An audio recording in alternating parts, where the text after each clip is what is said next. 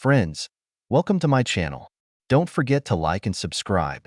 It's not difficult for you, but it's nice for me, and we're starting. I'm John Smith. Yes, that's my real name. My parents were not very original. Most people think I'm pretending to be smart when I tell them my name, but I've learned to ignore it.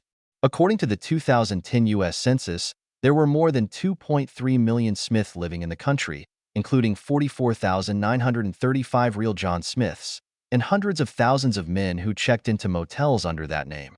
My parents and younger brother were picky with me all the time I was growing up. In the eyes of my parents, I couldn't do anything right, and my brother couldn't do anything wrong. When I turned 13, it really got to me, and I turned into a classic jerk. I became a tough guy and a juvenile delinquent. It seemed like I was always getting into some kind of trouble, whether it was a fight, disrespect for the authorities, or a real crime. In response to the way they treated me, I was really worried about my supposedly deeply religious parents and my big-nosed younger brother.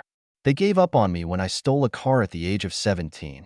Using my fake ID, the cops sent me to the county jail. I didn't have the sense to correct them. Since I was technically a minor, although with a height of 185 centimeters, a weight of 100 kilograms, and a seemingly stubborn expression painted on my face, I definitely did not look like that. I should not have been there. I got out of prison shortly after my real 18th birthday, only by a lucky chance. A cool lawyer named Edward Sampson, who was doing free work in prison by court order, became interested in my case and made a fuss about the fact that I was in an adult prison. My case was reviewed, and as compensation, the city paid for my accommodation and meals while I was getting my matriculation certificate. Accommodation and meals were necessary because by that time my family had officially disowned me. Then my parents placed all their hopes on my younger brother, whom they always treated like a prince and who was very similar to me, but did not have criminal tendencies imposed on me by the abuse of my parents. It didn't bother me at all. In fact, I was glad to get rid of my family. From the age of 13, I never got along with either my mother or my father and hated my prim little brother. I only got my high school diploma thanks to a paralegal working for Edward Sampson. I was an amateur MMA fighter, and on Sampson's instructions, he gave me religion when, after my first witty remark about him, he grabbed my arm in a matter of seconds, and I was sure that he would break it at the elbow. Sampson also forced me to do hard work in his office, for which he paid me more than the minimum wage, and told me that I needed to enlist in the armed forces as soon as I received my matriculation certificate. His legal assistant emphasized this by telling me, "You need something to get your fucking head in order, Smith," and hit me in the back of the head with a handcuff. I got my high school diploma shortly before I turned 19 and then joined the Marines. I think, like many other guys with a bad temper, serving in the Army has corrected me. I found that I had everything I needed to become a Marine Corps Scout Sniper, a specialty where the normal death rate was about 50%. I found that I had 20/15 vision, as well as good spatial skills, so I graduated from school almost top of my class in Sniper Scout training, and this was the first time I really succeeded in something socially useful. When I was abroad, where real fighting was taking place, I found out while looking through the newspaper of my hometown on the internet that my parents had died in a car accident. I felt a pang of sadness for a few minutes, but only because then I could no longer take revenge on them, which was my long-term goal. My name wasn't even mentioned in the obituary, although it implied that my brother Chuck had married probably a prim woman like himself. I was still hoping to get back at him eventually. I retired from the armed forces when I was 24, went to college working part-time as a firearms instructor, and by the age of 27 I had graduated as an industrial engineer. I kept in touch with Edward Sampson, primarily because I had no family, and he always showed me great love, and I was pleased that he was proud of my military service and getting an engineering degree in 3 years. He put in a good word for me at a large international company where he worked, and I got a decent job as an engineer right after graduating from college. Thanks to hard work and a few lucky moments, by the time I turned 34, I became the vice president in charge of all the industrial engineering in my company and lived a good life, except for one thing: no worthwhile romantic relationships with women. It's hard to believe that by the age of 34 a guy can be fed up with romantic relationships with women, but I was definitely like that. In my youth, I did not respect the women I was attracted to. By the time I learned to be respectful, I was just as unlucky with women as I was lucky in my career. My first serious girlfriend, Louise, whom I fell deeply in love with, left me for a woman. My first wife, Joyce, after 18 months of marriage, decided that she needed to find herself and left for an unknown destination, saying goodbye only by email. My second wife, Bernadette, turned out to be completely crazy. No matter how ignorant I was, I misinterpreted her mental illness as passion and extravagance. To be honest, I didn't realize her mental state until after she committed suicide, after we had been married for only 14 months. My third serious girlfriend, Melba, seemed normal for the first 4 months. Then, although she wasn't diagnosed with a mental illness like Bernadette, she turned out to be abnormal. After a particularly stormy love affair that lasted most of Saturday, she told me that she felt she could finally open up to me. "I belong to the people of the universe," she said proudly. I thought she was joking and played along with her. Really? What are the basic beliefs of the inhabitants of the universe? Extraterrestrial civilizations control an entire fleet of spaceships that orbit the Earth. They are watching us closely and helping the good people among us. They're waiting to take their followers to another dimension, Melba replied, and the stars shone in her eyes. When will they do it? I asked with a grin, still thinking she was joking. As soon as we give up technology and the use of money, she replied. Is that why you're the only person I know who doesn't have a smartphone and I have to pay for everything? I chuckled. Yes, she replied with a completely serious expression on her face. By the next week, I was convinced that she wasn't joking, but was telling the truth about being among the people of the universe, so I dumped her. Since she was really good at making love, I might have been able to tolerate her for another year if not for the situation with Bernadette, which made me wary of crazy chicks. 2 weeks after I dumped Melba, I hired a call girl under the alias Amber for the whole day and night of my 34th birthday. I had a great time. Given my past failure, I decided that call girls might be the most sensible and cost-effective way to make love in the future, especially since Amber worked for a national organization with an unusual staff. The national organization, which supposedly had branches in 31 states, was known as Local Wives LLC. Before Amber and I broke up the morning after my 34th birthday, I asked her for information about Local Wives LLC. While the organization has a staff of employees under a different name who are considered typical young unmarried call girls, the Local Wives group actually consisted of married women, usually between the ages of 30 and 60, who lived in or near the city where the branch was located. Local Wives. Although local wives are generally attractive, they have a wide variety of body types and personalities. Some of them are actually happily married and have children, and some just need more money to lead the lifestyle they desire. Others have desperate financial or emotional situations at home, and still others do it mainly for entertainment. Amber belonged to the second group, and she was funny. Amber didn't look like a typical call girl, but in fact she looked like a well-built 40-year-old soccer mom from the suburbs, 3 or 4 kilograms overweight, slightly sagging breasts, several wrinkles on her face, and a cesarean section scar. Because Amber made my birthday special, I tipped her $200, for which I received a really passionate goodbye kiss. After my acquaintance with Amber, I was checked by the national organization Local Wives LLC, and as long as I behave well with my companions, I will be treated in a special way and given discounts. I trusted them with my credit card information, and they had all the signs of a legitimate business at the IRS. I also had access to a database of photos of local wives, dressed, although in at least one picture in a bikini, with blurred faces, in each of the offices across the country. I used my real name in communication with all the women from the Local Wives. Without exception, they all thought that my name was fictitious, but since they also used fictitious names, they didn't care. I used the services of local women about half a dozen times before I went on my first business trip to the city where I was born. I was very pleased with the services of the local women. Although not all women were as good-looking or funny as Amber, I definitely had no complaints.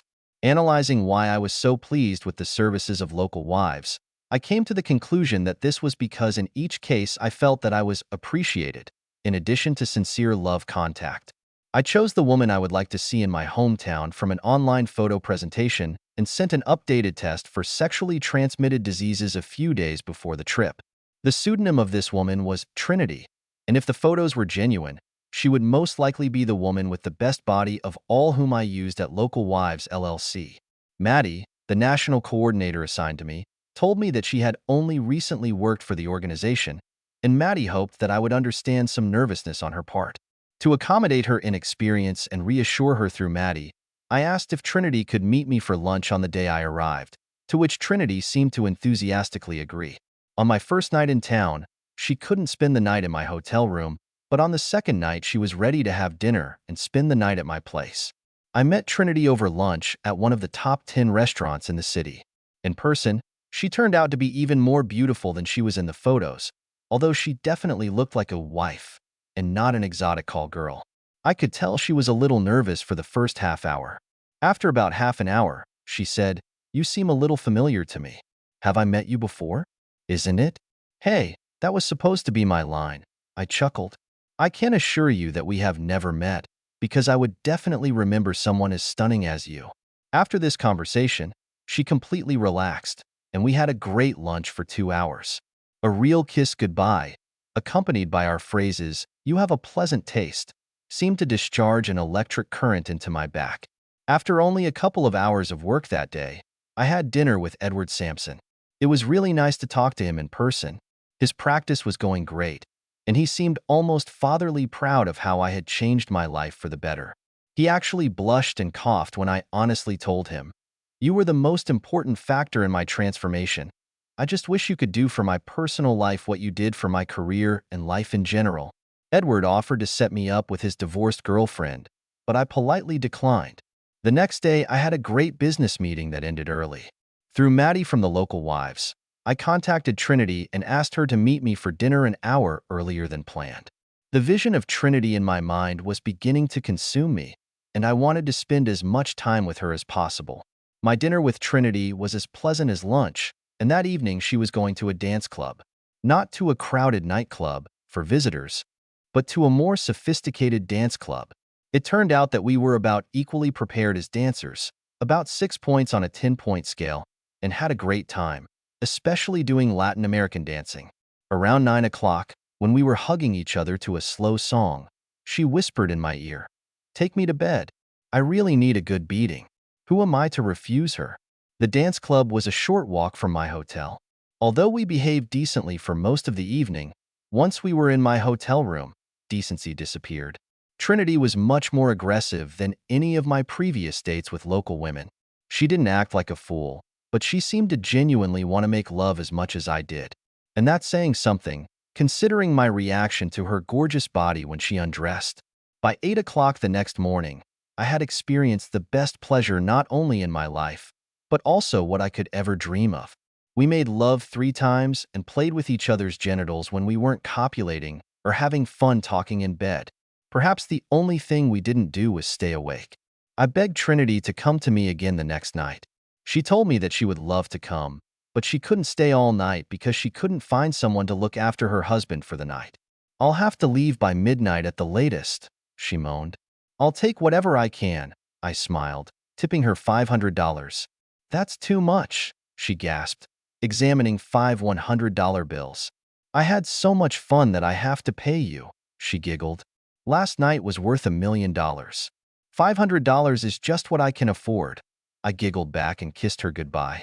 Even though I was tired that day, I felt extremely satisfied.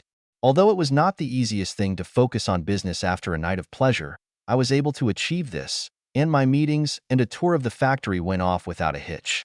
Trinity and I agreed to just have a quick snack together and then meet in my room at 7 o'clock. I managed to get the 2 hours of sleep I needed so badly before she came. As soon as she arrived, my attention was completely focused on her. After 2 intense lovemaking sessions, we fell asleep in each other's arms. "Will I ever see you again?" "What is it?" she asked when we kissed goodbye. "Only if you want to. I'll be back in town in 2 weeks and ask about you." I smiled. "Let Maddie know about your schedule as soon as you can so I can change my schedule to make it more convenient for you," she smiled. Then, like a ghost, she disappeared.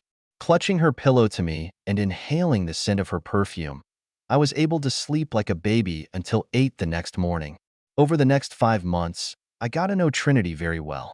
I made business trips to her city about once every 18 to 20 days and came twice on weekends just to see her. To avoid any problems, I organized all trips through the local wives. Trinity and I did almost everything together, from going to amusement parks, plays, movies, and dance clubs to hiking or mountain biking along local wild trails. Then, of course, there was love. Mind-blowing, supreme, otherworldly, both spontaneous and intentional, sexual intercourse and worship of one's body. It has always been the best thing in my life, and in fact, it seemed that things were getting even better with time. I even persuaded Trinity to come with me for a 3-day weekend to a nearby resort. This trip was better than any honeymoon that could have been. It was at the resort that everything began to change. In fact, I've matured rather than changed. For the first time, Trinity found out that my real name was John Smith. It's such a boring name that I was sure it was fictitious, but on the other hand, I shouldn't talk about it. My real name is Jane Smith, she chuckled. Is that your married name? I asked with a twinkle in my eyes. Yes, my maiden name was almost as banal. Brown is the fourth most common surname in the United States, she chuckled. Well, Jane Smith, née Brown, I really would like to get to know you better. I already know that you are the most spectacular woman in the world, but I do not know your story. How did you begin to communicate with the local wives? Or about your family situation? I think we know each other well enough now to share some information with each other. Why don't we start by telling each other something about ourselves in turn, and after an hour we'll see what we can do, I suggested. Jane Trinity agreed with some reluctance. You're the first, I told her. Her first statement was stunning. Since I visited you the second time, I haven't had any more local wives clients or, for that matter, with other men, she said, blushing slightly. It brought me back to the past, although it gave me great pleasure, because since I met Trinity, I have not been interested in other women. Now you, she said. Actually, I was born in your beautiful city, I said. We exchanged statements for more than 50 minutes, telling each other a lot. Some of what I learned about her was that her husband was an only child and suffered from lower limb paralysis. He had an industrial accident more than 2 years ago, and although he had disability insurance and a small inheritance from his deceased parents, money was tight. As a result of the accident, he could not make love, and since Jane always had a high libido, she climbed the wall out of desperation. The main reason she came to work for the local wives was love satisfaction. She knew that her clients would be checked and would come from other cities, that if she was careful, she would be able to satisfy her needs without putting her activities in front of her husband. Of course, the money helped, and thanks to your love, my standard of living has improved significantly over the past 5 months, she smiled modestly. Our recent statements to each other have defined our future relationship. I love you, John, Jane stammered, looking down at her hands and unable to meet my gaze. Then I realized that I also had to tell her the truth. With my right hand, I lifted her head slightly so that her reddened face was on a level with mine, and with my left I squeezed her palms. I love you too, Jane, I smiled. 5 minutes later we were in the throes of passion, and 10 minutes later our moments were higher than on Mount Everest. By the time Jane returned home from our resort, we had developed a plan. She immediately resigned from local wives, and I wanted to get information from her about her husband Drew's accident to find out how he could receive fair compensation for his injuries.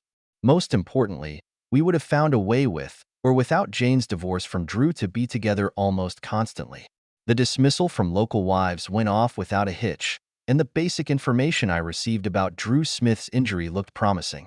I asked Susan Price, one of the employees of Edward Sampson's firm, to consider this.